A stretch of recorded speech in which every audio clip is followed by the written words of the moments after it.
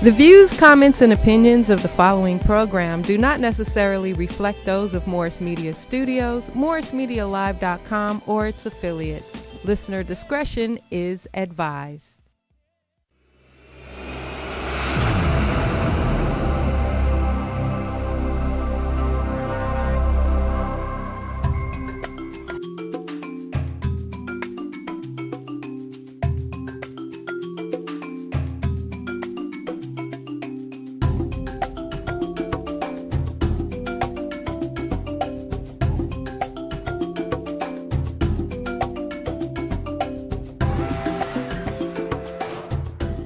Good day, sisters and brothers, kinfolk. So glad you are joining us today. Welcome to Faith Without Borders.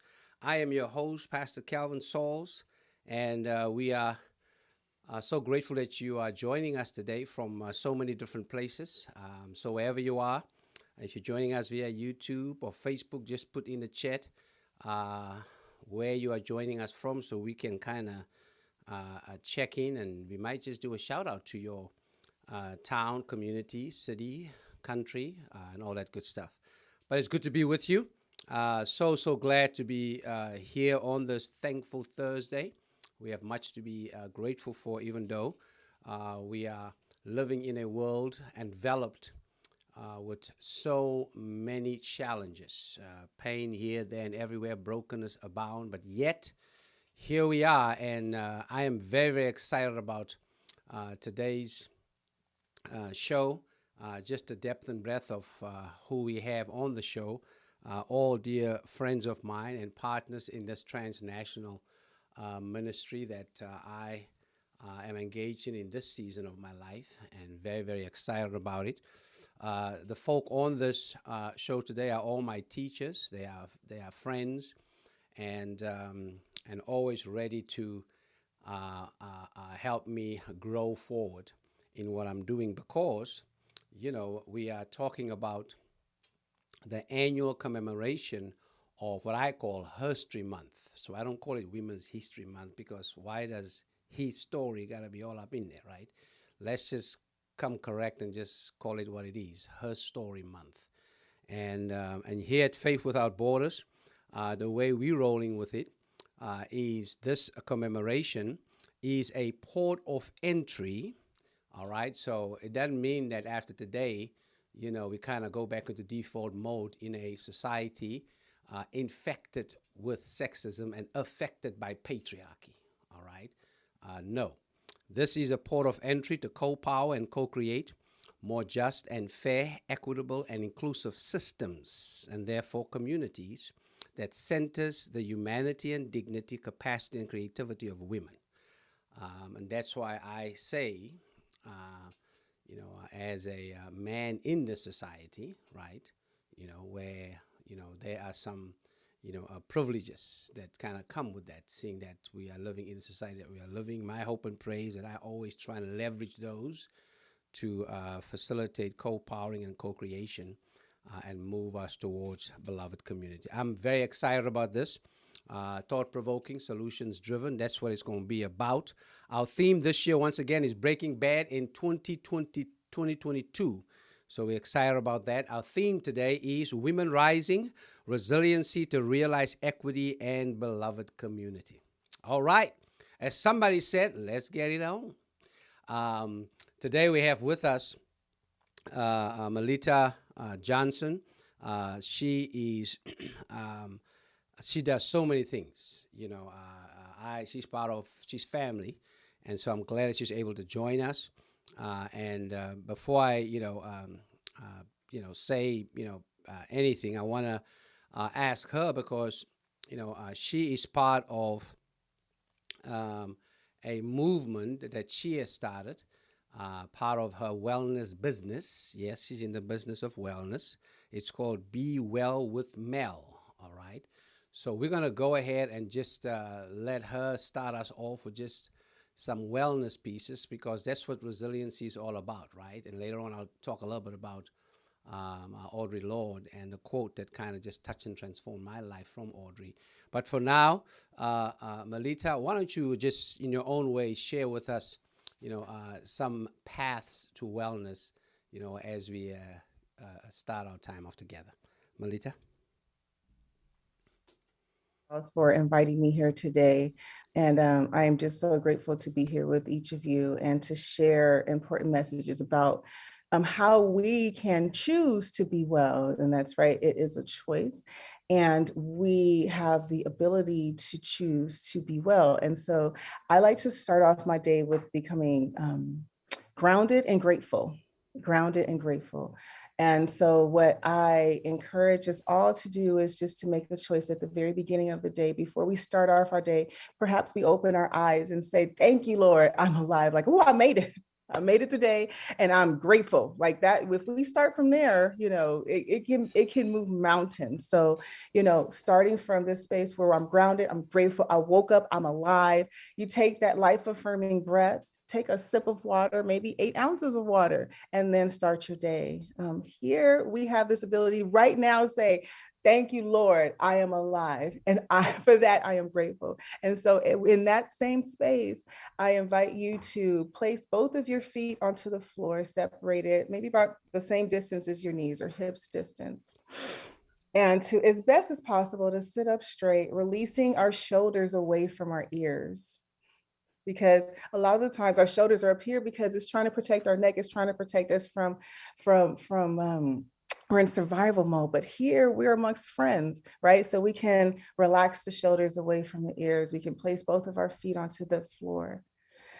And what I invite you to do is to close your eyes and to think of one thing or person that you're grateful for, whoever that thing or whoever that person or thing was, the very first thing or person that popped into your mind. And perhaps we place both of our hands together at heart center in prayer position.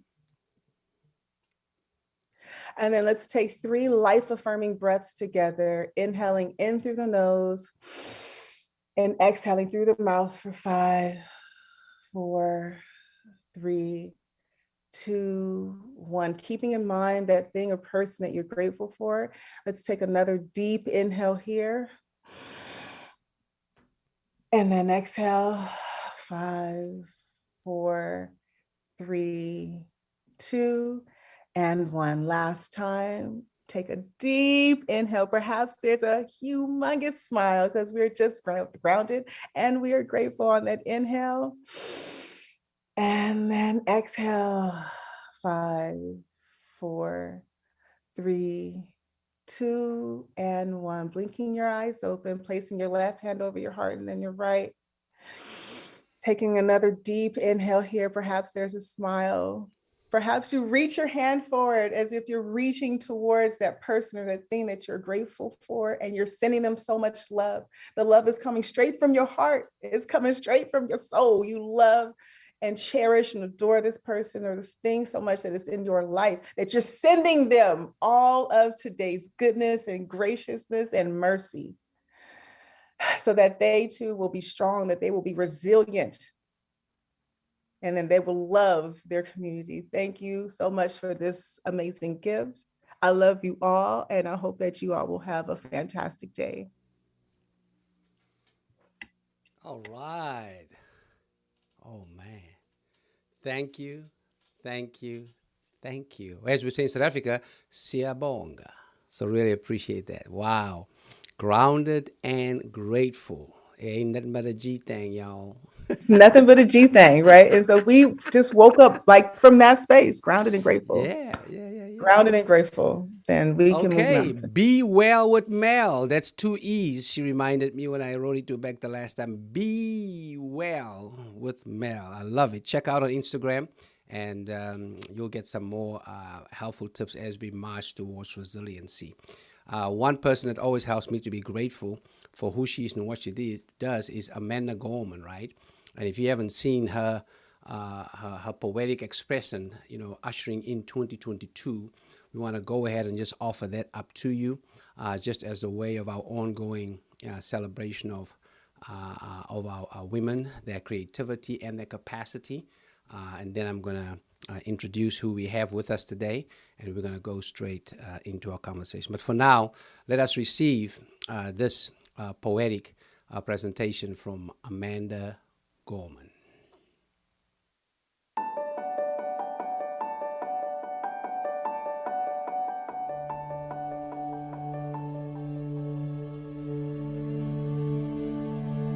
May this be the day we come together.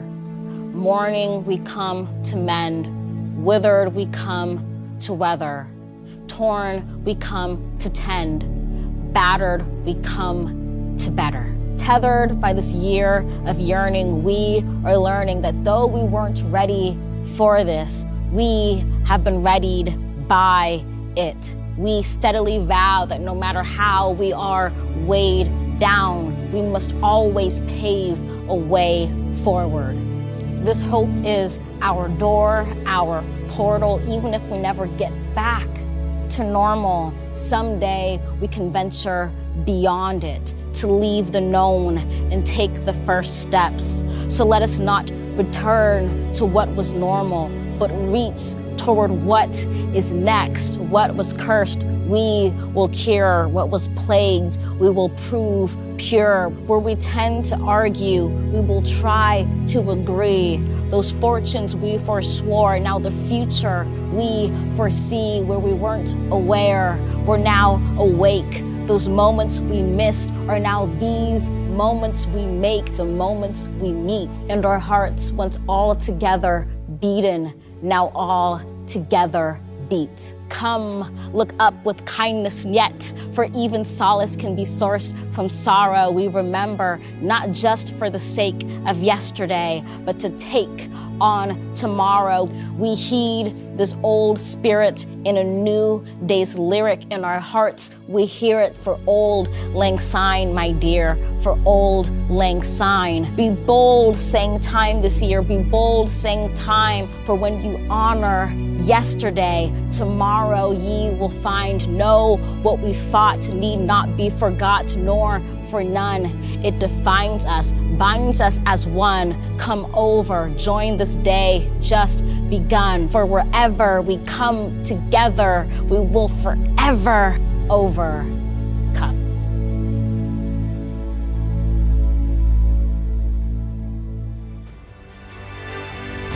All right. Overcoming is a journey. And those that we have with us today, that's an integral part of who they are and what they're about, not just personal overcoming, but also those that they connect with and collaborate with to instill in them the fact that we've been made overcomers or more than conquerors, Romans 8, puts it. And so it's a joy for me to welcome, our guest today, Melitta Johnson. You just experienced her. She is a Los Angeles real estate advisor and founder and board chair of the Elgin Foundation for Wellness. And we're looking forward to hearing more about the foundation and what's coming up this year. They got some stuff coming up. And then all the way from the Midwest, from Indiana, my sister and my dear friend, the Reverend Dr. Aleze Fulbright. She's the superintendent of the Central and West Districts in the Indiana Conference of the United Methodist Church. So good to have you with us, Aleze. We're praying for y'all because we know there's some weather going through, the Midwest. Also, Wichita. I think there was some stuff going down in Wichita as well. So prayers up for all of you there. Lorey Hayes, my dear friend, actor, director, and author of Song of Silence, Poems for the Soul. She's going to talk, but she's going to read from her book as well, and really excited about that. And then also want to welcome with us another dear friend and sister, that is Melissa Shepard Williams, that is also joining us. Melissa teaches at Pacific Oaks College in cultural family psychology, and she also is involved with therapy at Cal Arts and is in private practice. Melissa and I connect on a variety of ways, but especially through the International Society of Black Latinos, and she's from Panama. And so there you have it. So grateful to see and have all of you here. I'm going to ask each one of you just to say a few words, just kind of on our theme, based on everything that's going on. And we'll get to Katanji, Judge Katanji later on. But just based on so much going on, in the world today, just some words from you, and I'll start with, Reverend Aleze, Reverend Dr. Aleze Fulbright, and you can start off with your Monday motivation that I'm a huge fan of, and watch out for every Monday, that Monday motivation. But just talk with us just about, how can women continue to rise? What does resiliency mean to you, and how can we, develop that internally and deploy it externally, towards beloved community? We'll start with Aleze, and then we'll go to Lorey, and then Melissa, and then we'll rotate back to Melitta. Aleze, your thoughts on that? Let me say thank you for the opportunity to be here and the opportunity to share from Indiana. Hello. Every Monday, I write just a simple motivation. I call it the Monday motivation. And honestly, it started as a motivation for myself to make it through the week. And many have become inspired by it. So then there's the pressure to keep up with it. But this last Monday, what I had written was, I had heard a quote, and I paraphrased the quote slightly. And it talks about a society that grows great when people plant trees in whose shade they will never sit. A society grows great when people plant trees in whose shade they know they shall never sit. And I think about in this month, as we conclude Her Story, International Her Story Month, I imagine that there are many seeds of possibilities that many women are planting throughout the globe, for which they will never see the manifestation of that fruit, but we have been tasked and called, I would suggest, to plant those seeds.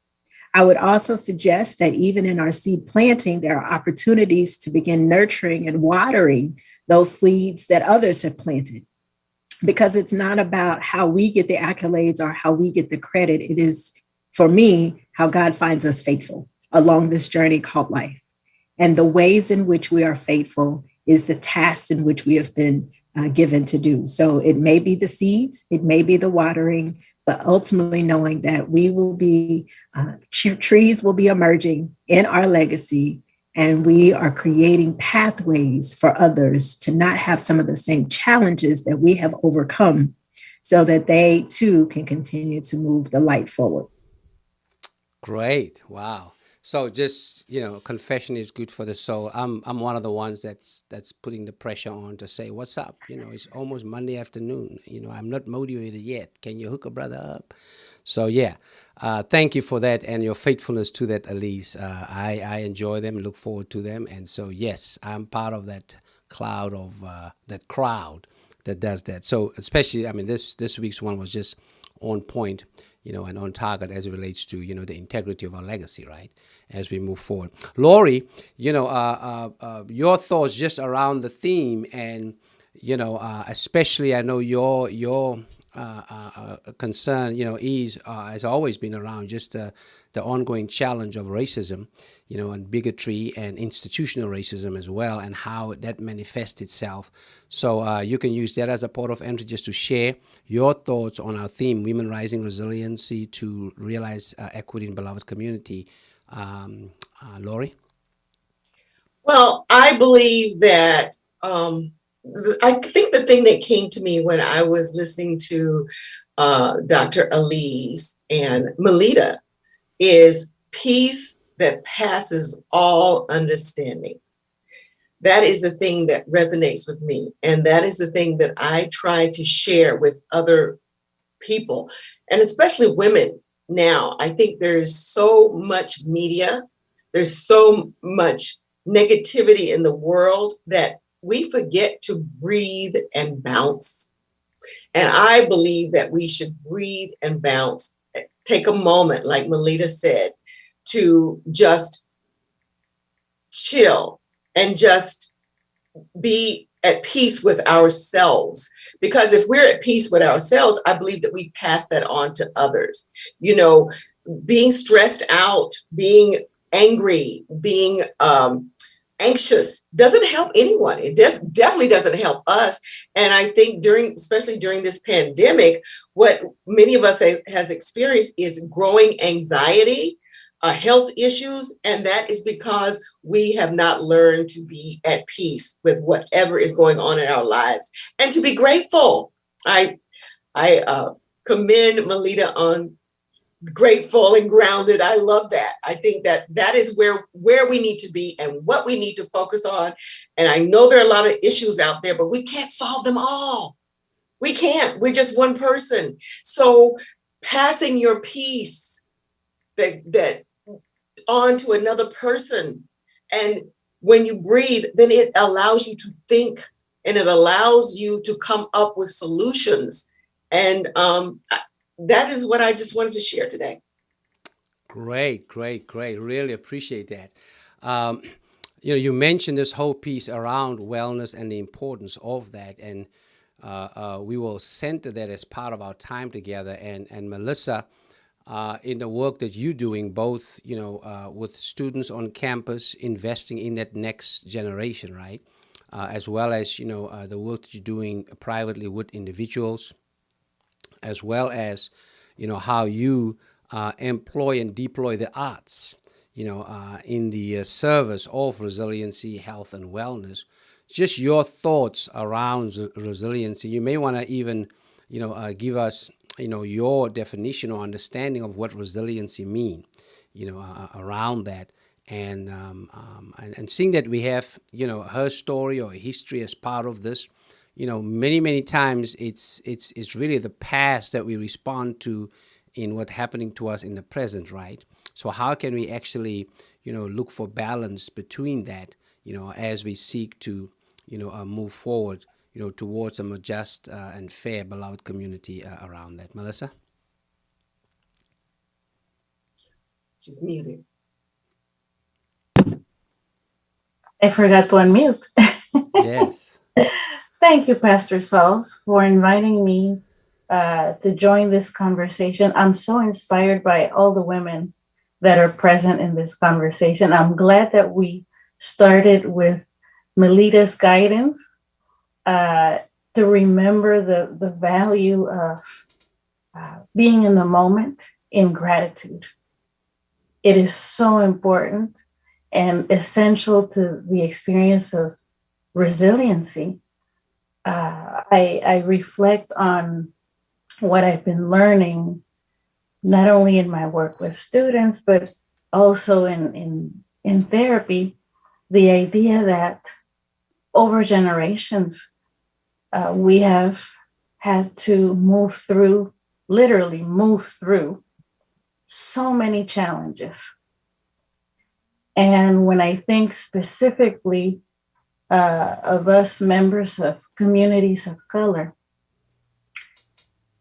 I strongly believe that we are a miracle, that we are still here.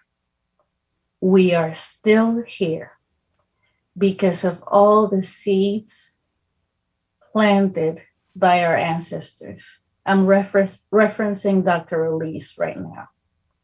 By all the seeds planted by our ancestors. And we are the manifestation of the seeds they planted. We now have this opportunity, this precious opportunity, to plant seeds that will be manifested in future generations. And may those seeds be informed by greater awareness of the challenges that have been overcome, challenges that are still to be overcome, and that thankfully the pandemic has invited us all to look more closely at those challenges, seek support, a wide range of forms of support, so that we can connect with the peace that's inside of us. Now I'm referencing Lorey, the peace that's inside of us. When we are connected with the strengths that we have inherited from our ancestors, and that with those strengths, we can continue to overcome the challenges that persist, racism being one of them, and all the others that are becoming more visible thanks to the pandemic, so that we can move forward new insights, new strengths, build on the ones we inherited. Every culture is filled with information about healing. We do so many healing things, even unconsciously. Well, let's be more conscious of it so that we can move these insights, plant these seeds that add up to not just resiliency, but thriving. Enough surviving. Let's thrive. I like that. I like that. You know, it's okay to survive. I seen somebody sang a song called I'm a Survivor, right? We have to send a note to Beyonce to see if we can move that to I'm a Thriver. How about that? That'll be the second phase of that song. Hallelujah. So we'll try and see if we can get to her and kind of get that going. I'm a thriver. Da, da, da. Anyway, so enough surviving. It's about thriving. Thank you so much, Melissa. That's a good segue to Melitta in terms of just your thoughts on the theme, but use the Elgin Foundation and the extraordinary work that we are doing there. And I say we because I am a proud supporter, participant, you know, with that foundation, with the Stafford and Johnson families. They are my family. I love them. And we got a champion in that house. He just went out to, you know, do some basketball and came back and got a trophy. So we celebrate him as well. So we give him a shout out, right, Melitta? Tell him I gave him a shout out, please. I will. So tell us a little bit about the, you know, just the theme, and then, you know, how that connects with the work that you are leading, facilitating through the Elgin Foundation for Wellness. If I could I want to continue on that song. I am a thriver. I'm on that. We have our own song over here. Like, I love that, Melissa. And I love all the things that you had each shared. It's really important to understand that resiliency does come from the past, right? Our past experiences, the past seeds that were planted for us, the things that our ancestors had experienced, the things that we have been through gives us the strength. It's almost as if you're going to the gym, right? And you don't just show up to the gym without exercising ever and just like, okay, I'm going to bench press, 200 pounds. No, you would have done things in the past to help to prepare you for your present before you can even look forward to the future. And so those things that you were sharing, Dr. Aleze, where you're planting the seeds, or perhaps our ancestors have planted the seeds so that we can be in a space here, that fruitfulness that we may be experiencing today came from the resiliency of our ancestors, or even within ourselves in the past. Being connected through or sharing or passing peace is so important as we are moving forward in the future, as we touch on our neighbors, right? You in church, you say neighbor, right? You are you're sharing your love and your peace with the person sitting right next to you and through these screens, right? And then just being able to be defined and actually create that space of awareness, like you were saying, Melissa, because if we are not aware, how can we move forward? How can we connect with the community? How can we partner? How can we do anything if we're not aware of our current circumstances, if we're not aware of the things that happened in the past that helped us to become resilient today? But in speaking about today, it's important that we remember that the things that happened in the past, we have no control over. So we may just leave whatever's in the past there. Sometimes when we dwell upon the past, maybe things didn't go as planned, that can cause sadness or depression. But we are a strong people. We are resilient. We are fighters.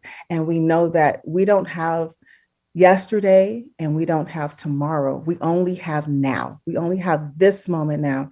And so if we woke up and said, okay, I choose to do my best, whatever my best is today, right now, that makes a difference, showing up for ourselves today, right now. And that leads me to the work that I get to do with the Elgin Foundation, which did begin from a space of sadness and despair. I lost my brother to suicide 10 years ago this month. And it was a very challenging time. It was a very sad time. And it was one that I didn't think that my family and I could overcome. It says, yea, though I walk through the valley of the shadow of death. And I had to remember that we don't lie in the valley. We don't, relax in the valley. The Lord says we walk through the valley. And while my valley was several years, it did bring me to this space where I know that it is the past, it is through the Lord that I can be resilient, that I can show up for the community, that we can demand equity in our spaces. And so it is through the Elgin Foundation that I bring you this space of wellness, because I did not know this 10 years ago. I did not know that we have choices and we have this power and that we are powerful, we're mighty. I did not know that. Walking into different spaces and owning our truth, knowing that, hello, I have arrived, and you know what? I would like you to know, I demand that you listen to me, because I have some important information to share. And it's through the Elgin Foundation that, he passed, but he also shared with me a gift. And that gift is that he's encouraged us to be well, to recognize when we may need to take a pause throughout the day, throughout the week, month, or year, when we may need to stop and acknowledge where we are and say, hey, I need a moment, or hey, it's time to get grateful because I have all of this life to live. I have this life to live for myself and then to live with and for others.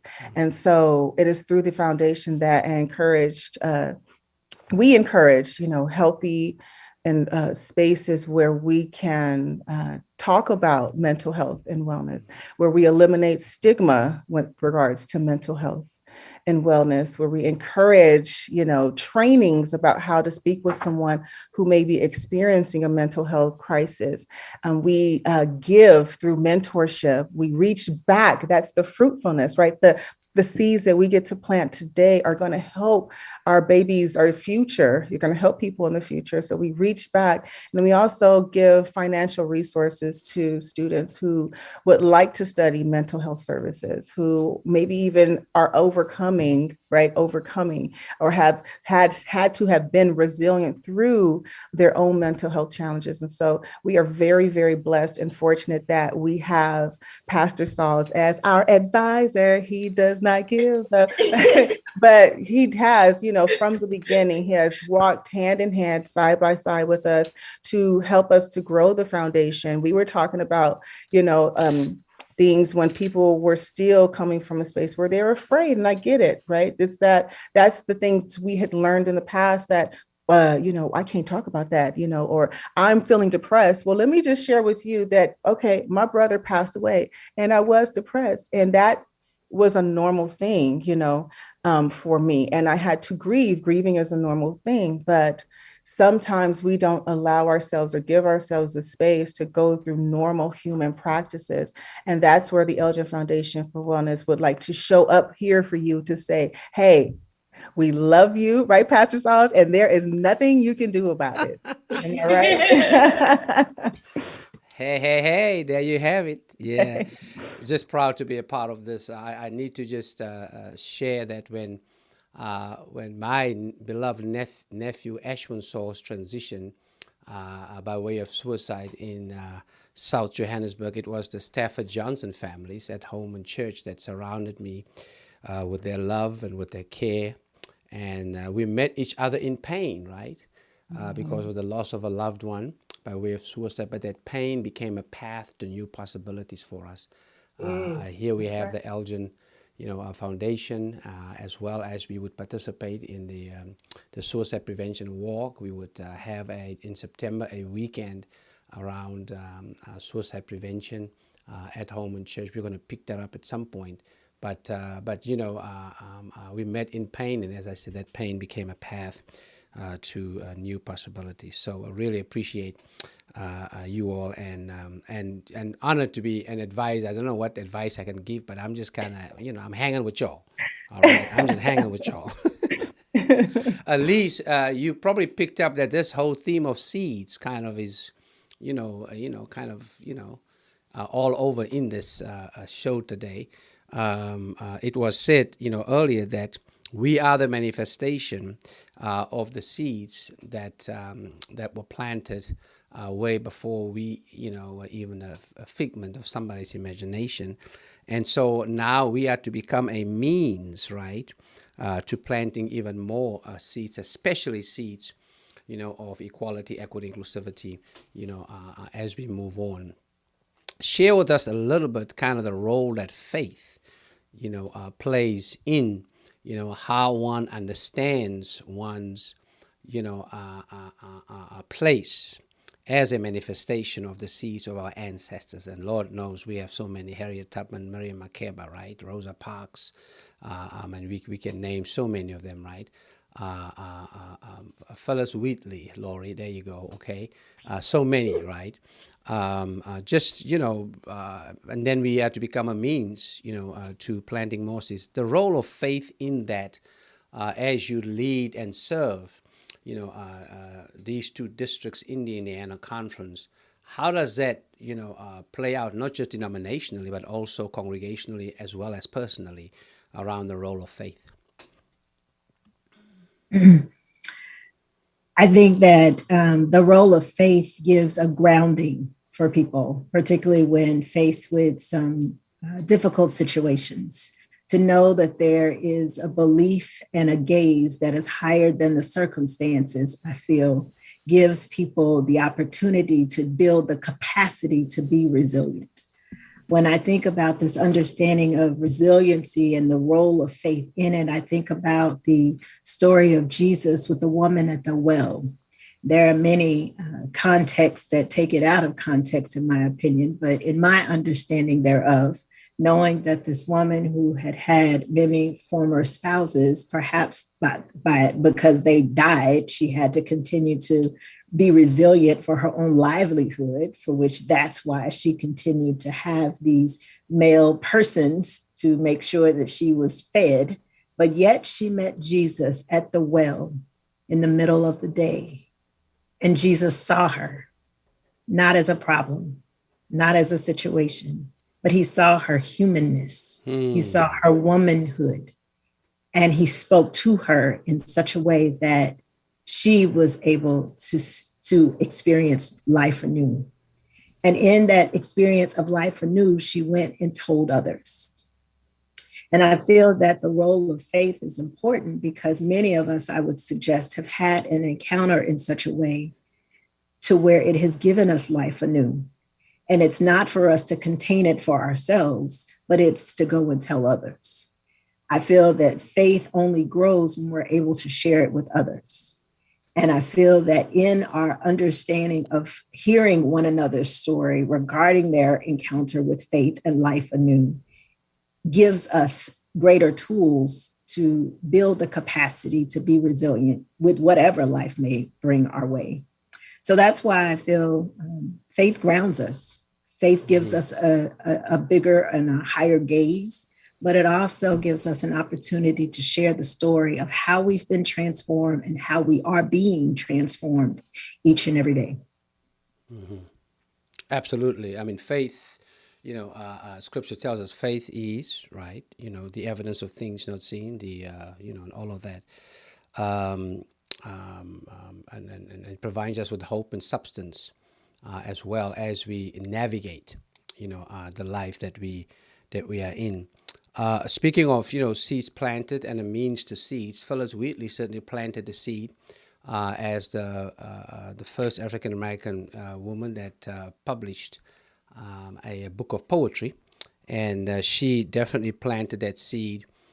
I believe the seed of Phyllis Wheatley is now sprouting, in the life of Lorey Hayes. She just published her first book of poems, and so excited about that. Lorey, I want to invite you at this time to just, share some poetry from the book. You did that so powerfully on Sunday when we were together with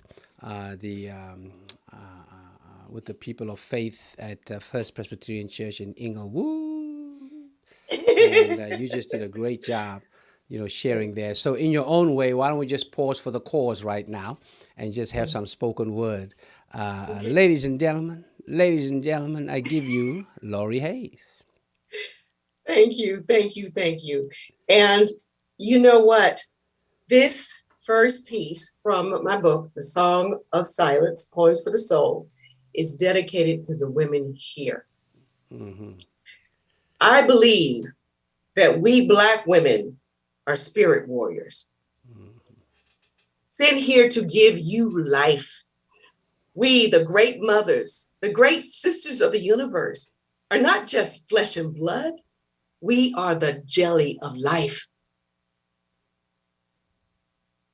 Our backs, the bones, the sweet clay that made you up. Step on the soil and you walk on us. Plant your seed inside us and become us. We are your spirit, soaring, dancing on fire this time. Spirit that cannot be harnessed, spirit that cannot be tamed, spirit that cannot be destroyed. Break us and we mend, stronger, braver, bolder. We spring eternal. Watch us as we rise, high, high above expectations. Slave ships could not contain us. Thrown overboard, we used our tears to part the ocean seas and swim with sharks to rescue our babies drowning in barrels of despair. We could not be stopped as we used our sweat to wash backs bent from the weight of slavery. We could not be stopped as we pulled our families up mountains of courage with sheer guts, will, and determination to fight on the battlefield for honor, freedom, justice, and salvation. We could not be stopped. We claim our reign in this den of iniquity, birthing our offsprings in every corner of the universe, harvesting hope, rising high, high to touch the hand of God, breeding embryos of power to seed a race, a nation that will once again rise up to claim their rightful place. Brave, bold, courageous, daring fighters, impervious to fear, inspired by the armor they wear in their hearts, polished with the blood of we Black women, spirit warriors. Lord have mercy. Good God. Woo. Okay, I like that that harvesting of hope. Wow, something about the embryo was in there too, Lorey. Embryos of power. Yes, Our embryos of power. the embryos of power. Oh my goodness, Yes. the embryos of power. To Woo! seed a race, a nation that will once again rise up, claim their rightful place. I'm going to invite, this was dedicated to the women that are with us. I'm going to invite them to respond to that. I'm going to ask Melissa to start with that. When you hear that, Melissa, what does that, how does that make you feel? One, and two, how does that help us to just bridge, right, into resiliency, into thriving, in the midst of where we are? Melissa, any thoughts on that? Listen, I am energized. I am inspired. Lorey, I am thankful for the words that came through you. The words that came through you to invite us to reflection, to recognize the power that lives in us, that we inherited and can move forward. Thank you for those words. Thank you for those words. I do believe that this is connected to what Pastor Sauls asked us to reflect on regarding faith, the role of faith. Mm-hmm. This, what you said, invites us to stand in our faith. It invites us to stand in our faith. We're able to catch a big picture about what's possible. It takes us out from stuckness and problem thinking. We see possibilities because of it, and are able to move forward. Wow. Thank you for your words. Melitta, any thoughts, from you about what you just heard that was dedicated to you? I know, right? I was energized. I was so inspired. I felt the chills coming through or passing through my body.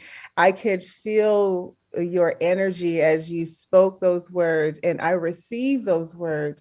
Embryos of power. Like that is amazing. Harvesting hope.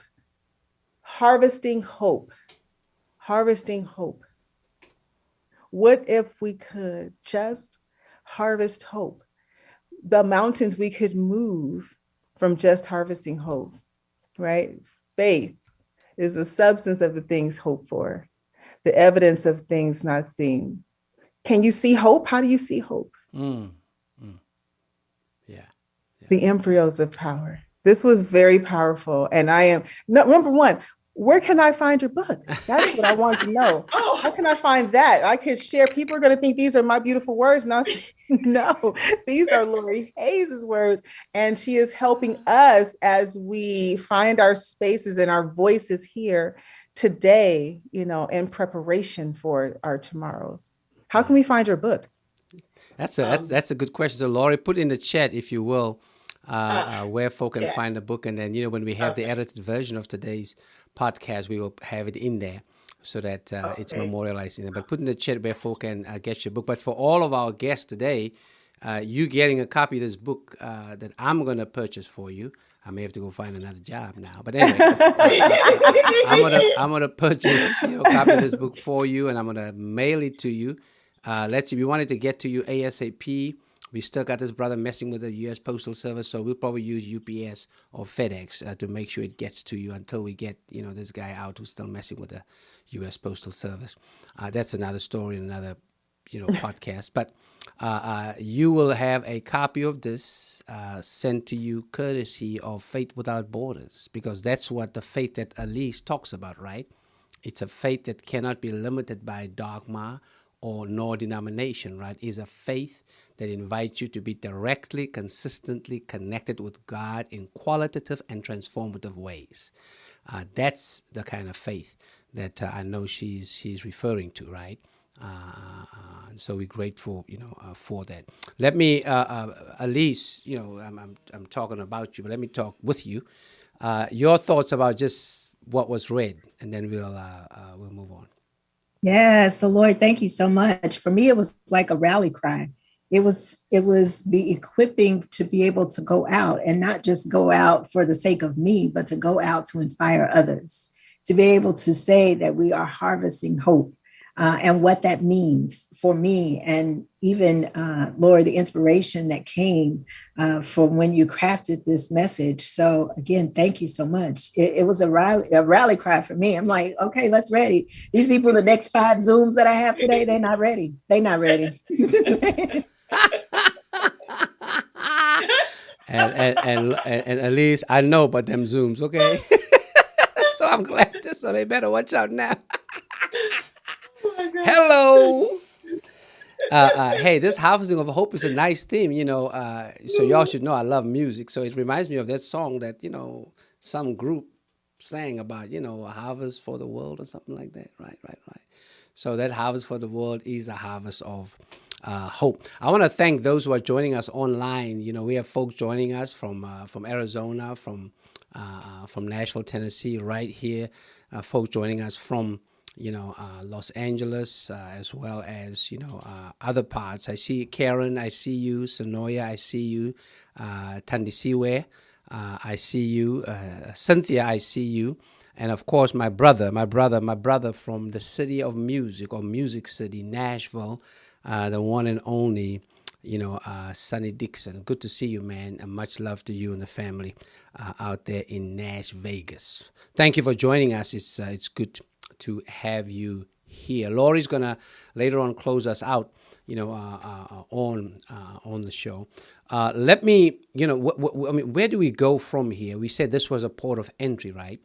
And I want to invite each one of you just to share some words speaking into, as a society infected with sexism and affected by patriarchy, right? where do we go from here?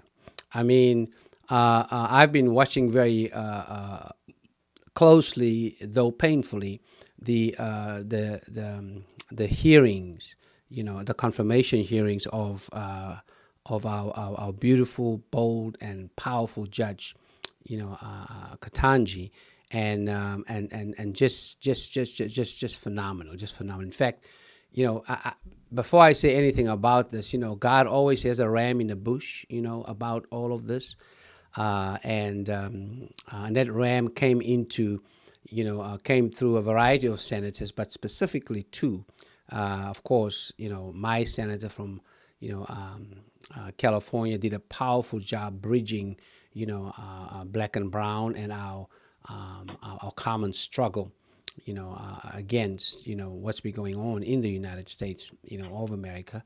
But Cory Booker, I think, did an extraordinary job, with, how he just, provided affirmation and celebration, to Judge Ketanji. And so I ask you, kind of where do we go from here around that? But I wanna set you up with it by listening to what Senator Booker said to the judge. We'll just listen to a little bit of it, and you can check it out on YouTube. But let's just listen to how he affirmed her. And these are the words that I share with every woman out there, but especially every black woman around the world. Just remember who and whose you are, and who have called you to what you need to be and become that despite of. Let's check it out. Any one of us senators could yell as loud as we want that Venus can't return a serve. We could yell as loud as we want that Beyonce can't sing. We could yell as much as we want that astronaut Mae Jemison didn't go all that high. But you know what? They got nothing to prove. As it says in the Bible, let the work I've done speak for me. Well, you have spoken. You started speaking as a little girl, watching that man right there try to raise a family and study law while your mama supported everybody. You spoke in high school when you started distinguishing yourself. And you know what you said when they told you couldn't go to Harvard? Watch me. I went to law school.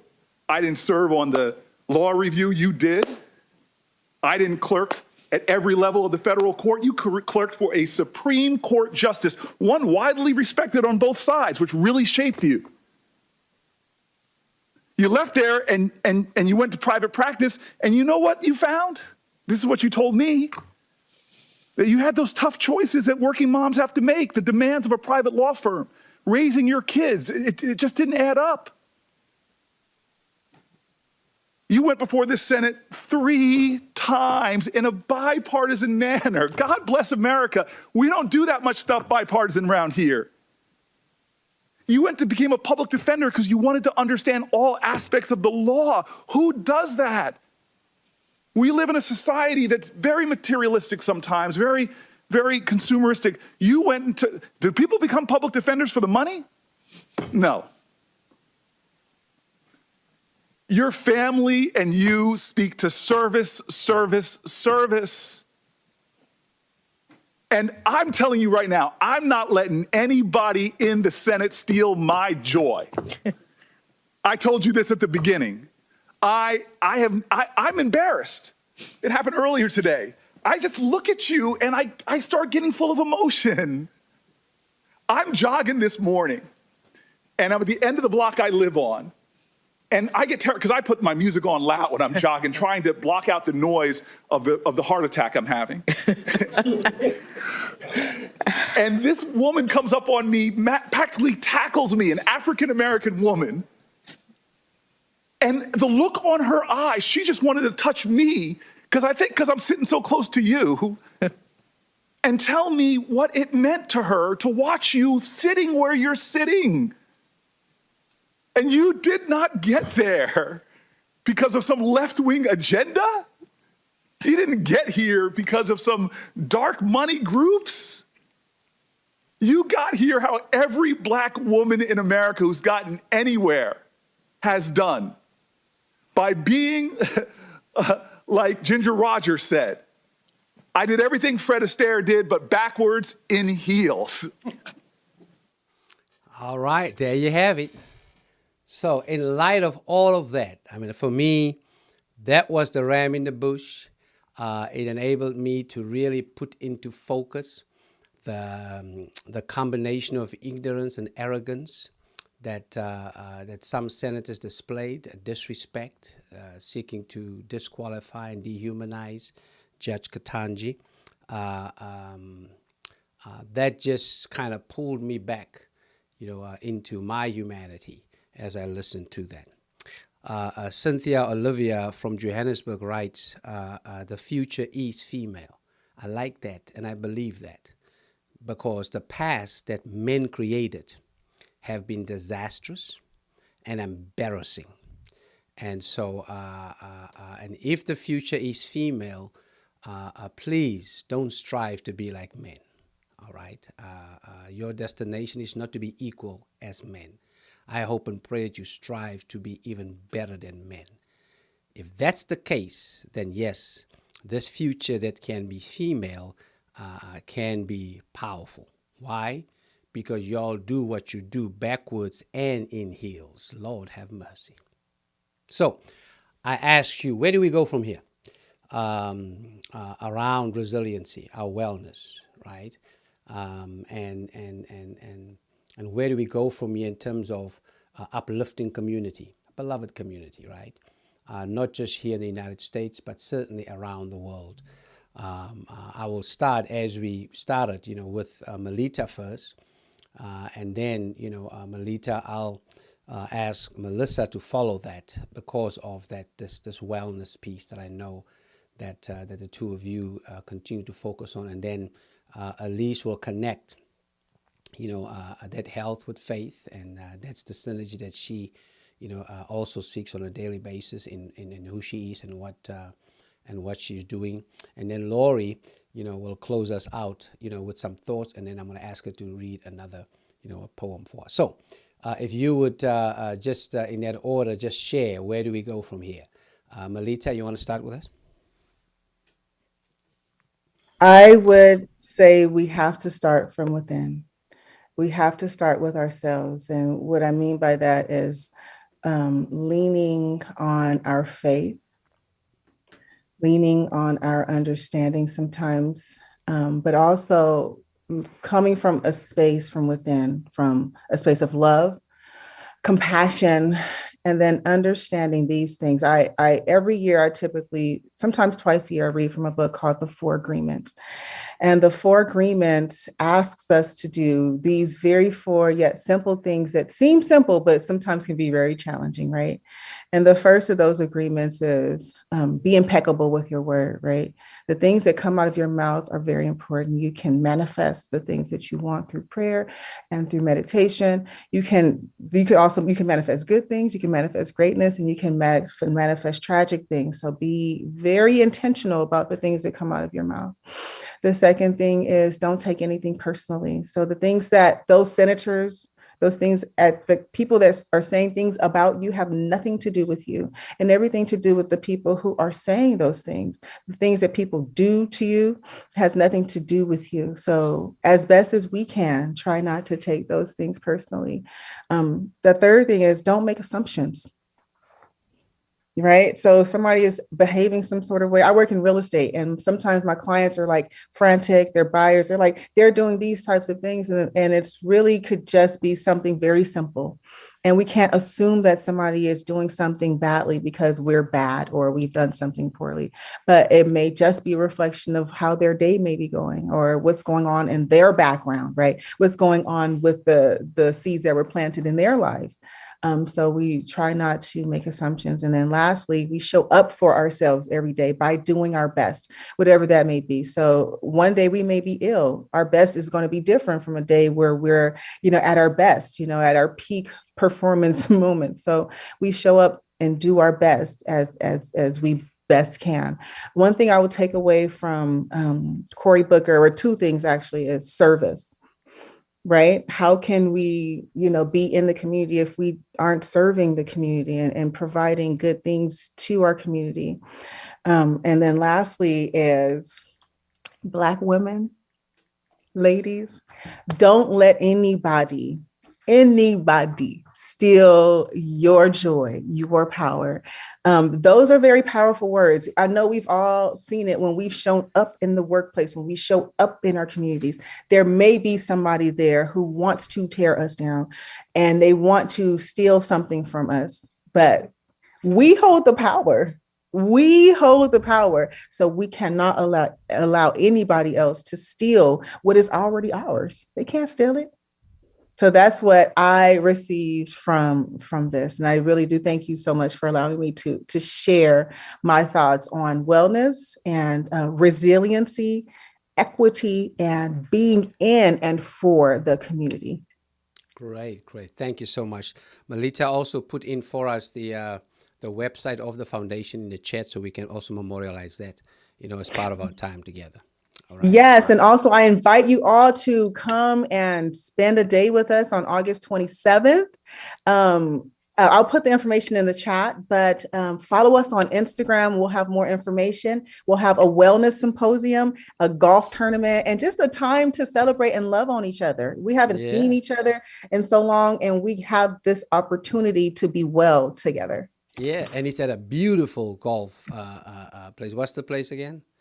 Los Verdes Golf Course in Palos Verdes. And it overlooks. So, Dr. Aleze, you have to come to LA. You have to experience this. You are welcome. And it overlooks the Pacific Ocean. Yeah, bo. All right. Yes. Now you're speaking my language. We'll have you back on Faith Without Borders, and we'll talk about that some more. But put the info in the chat so folk can calendar it. Coming out. It's a fabulous, phenomenal day. Trust me, and I don't play golf, so I'm just on the golf course talking a lot of smack, but I make sure I have real good partners, that can play so we can win, right?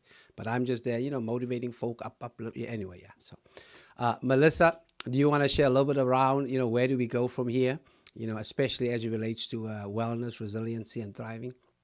Yes, I am so enjoying this conversation.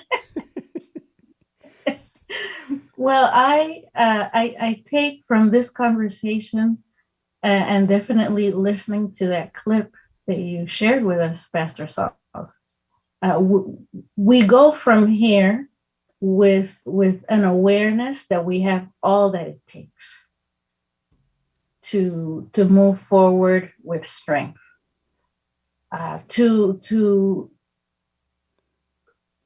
respond, not react, to the racism and sexism and all these other isms that infect society.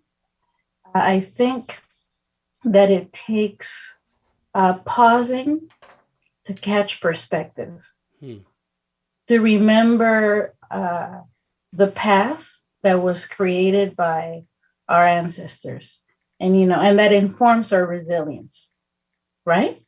That lets us know that we're the result of their strength and we're developing ours. Just like we, people in marginalized communities, have been lied to for generations about our worth, so have the oppressors. Oppressors have also inherited lies and moved them forward. So we all need to heal. The oppressed and the oppressor. We can't wait for the oppressor to start their healing for us to begin our healing. And to be in the presence of women like the ones that are here in this meeting today, to be aware of the journey of women like Ketanji and so many, that's inspiring. It helps us to go deeply into learning about our strengths and, dismantle all these lies that have moved forward, that one group is better than the other. That is simply a lie. When we dismantle that, we're able to recognize what gifts we are so that we can be of service, so we can be a positive presence in the world. And so I feel that that is part of the process of moving forward. I am thankful for some of the gifts that I feel the pandemic offered us. While it was extremely painful, that pain can be translated into discovering, the truth of who we are, what we bring to the table to move forward. And we need to definitely connect with people that are already in the business of healing. We can't do it in isolation. And this is how we move forward. Absolutely, yeah. Mhm. I mean, this whole piece about isolation that you're mentioning is key. Olivia from Johannesburg writes, how can we be in the community and not just serve the community, right?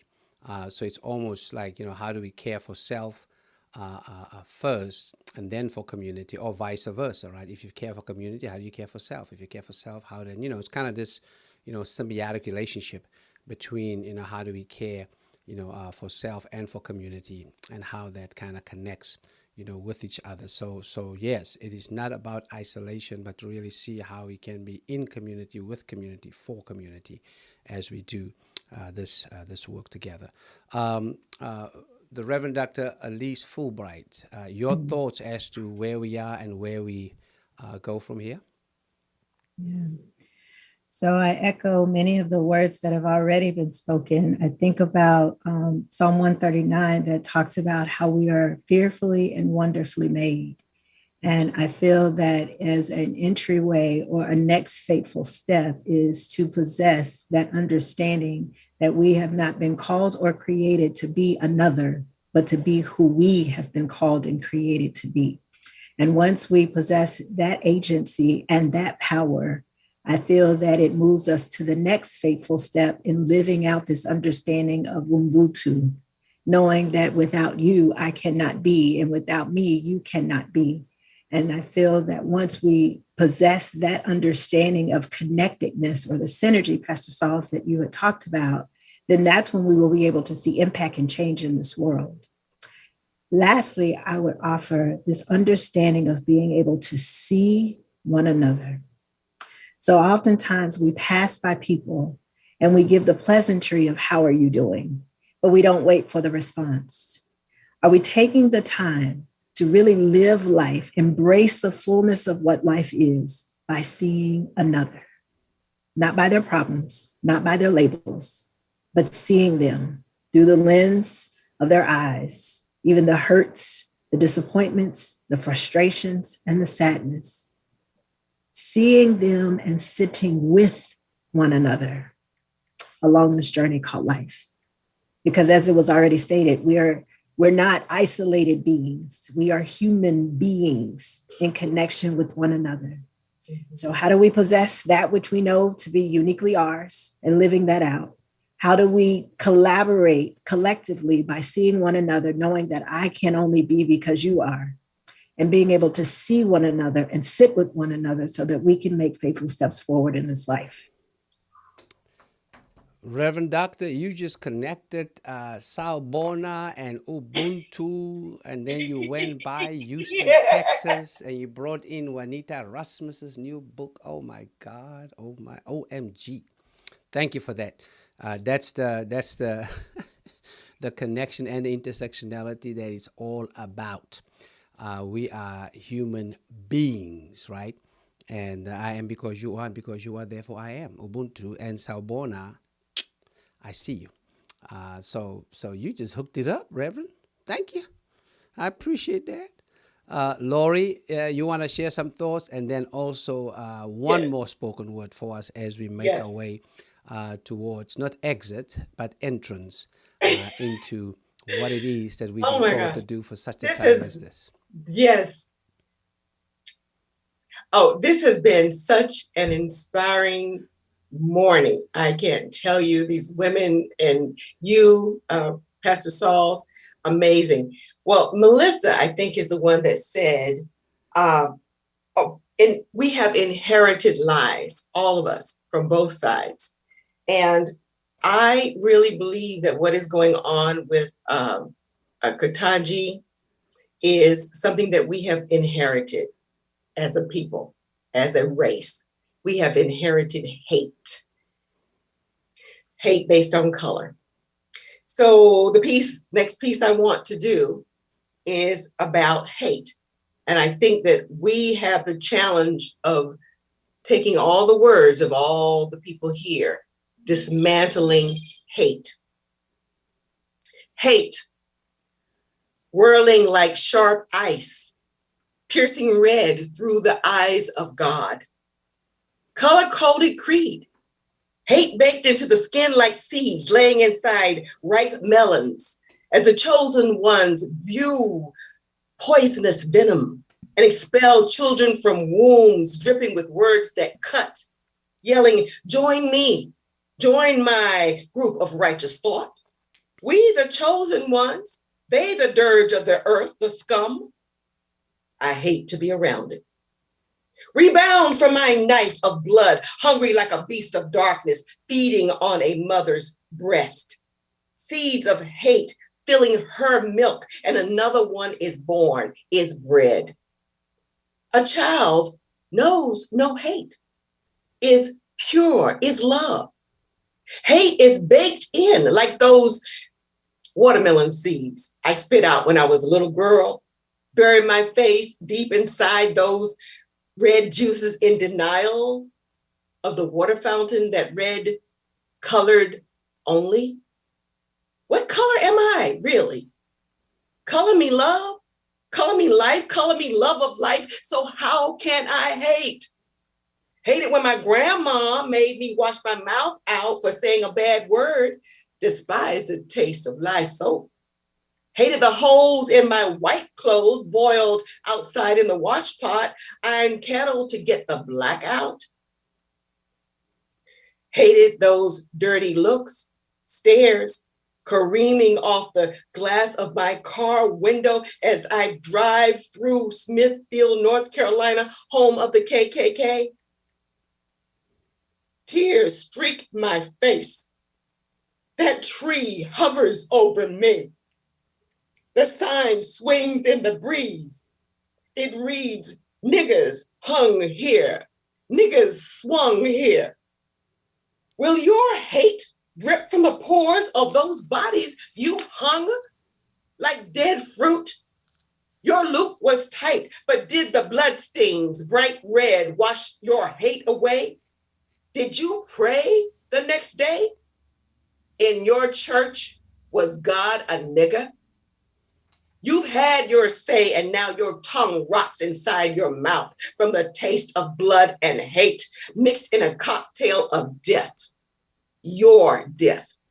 Because the more you hate, the more you die. Rise up and take the blinders off. You only hate yourself. Thank you. That was powerful. Oh my God. I think we just need a moment of silence. Okay, let's just breathe on that. Let's just breathe on that as we prepare to make our way through to the entrance, not the exit. Yeah. Thank you, thank you, thank you, thank you, thank you. I want to thank Melitta Johnson. I want to thank the Reverend Dr. Aleze Fulbright. I want to thank Lorey Hayes, as well as Melissa Shepard-Williams for joining me today on Faith Without Borders as we seek to break bad in 2022, using the theme Women Rising, Resiliency to Realize Equity and Beloved Community. Thank you so much for once again giving us this port of entry to co-power and co-create a more just and fair, equitable and equal, society that centers around the humanity and the dignity, the capacity and the creativity of women. Much love and so much appreciation to you for starting us off, reminding us that we ought to be grounded and grateful on a daily basis. We ought to manifest the seeds that has been sown on our behalf and become a means to sow some more seeds. We have been invited to be to harvest hope and to always facilitate embryos of power. And it ain't about just reacting to what comes at us from, a society infected with and affected by sexism and patriarchy and the ideology and the theology of white supremacy. But we ought to respond to it in such a way that it moves us beyond surviving to thriving. This all comes back, I think, to what Audre Lorde, said. One of my sheroes and one that spoke words that Dr. Cheryl Grills imparted on my life, and this literally saved my life. Audre Lorde said, "Caring for myself is not self-indulgence, it is self-preservation, and that it is an act of political, spiritual, social, psychological warfare." God bless the spirit and soul of Audre Lorde and how she continues to pour into us and save our lives, right? She certainly did save my life, and I'm so appreciative of Cheryl Grills for introducing me to those words. As we come to close, much gratitude to those who join me today. We want to invite you to join us tonight. This conversation continue in a different way. This is the Lenten season, and so we're going to put up for you a flyer of a 6-week series that we have been a part of as Faith Without Borders. It's called Virtual Lenten Caravan. We've been having some powerful and prolific prophetic preachers that has joined us throughout the series. And as you can see, we had more women preachers than men preachers. Hallelujah. Tonight, the word will be coming from East Harlem. We're going to welcome my dear sister, Pastor Dolomar LeBron, that's going to bring the word for us tonight. And our spoken word will be coming from none other than my brother from another mother, straight out of the Bay Area, Jay Red. He is a Christian comedian, so he will also be with us tonight, just to share some spoken word. I don't know whether we have a picture of him or not, but he's going to be with us as well, tonight, and we're grateful, for that. We invite you to join us. There's Jay Red. What's up, man? See you tonight, bro. We're going to be having some laughs, but also be serious about what it means to allow the season of Lent not just to be one of spiritual awareness, right, but also to be one of political and social awareness. That's what it's about, because our faith is not a form of escapism, but instead it's an invitation to activism to facilitate beloved community. That's tonight, 6 p.m. Pacific time, 9 p.m. Eastern time, and we're looking forward to you joining us. Somewhere in the chat, there'll be a way that you can join us by just registering at the link that's either in the chat on Facebook or the chat that will be provided for you.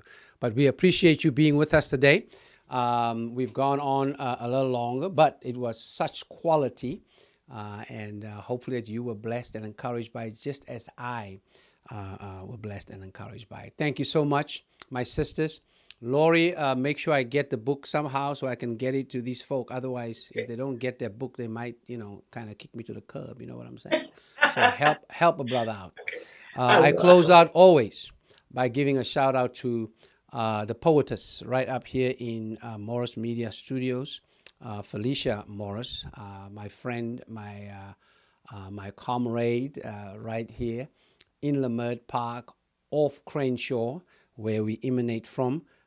We celebrate you and thank you for who you are as you have become a means to spreading seeds based on the seeds that your father, spread into you to do this work. So we're grateful for you.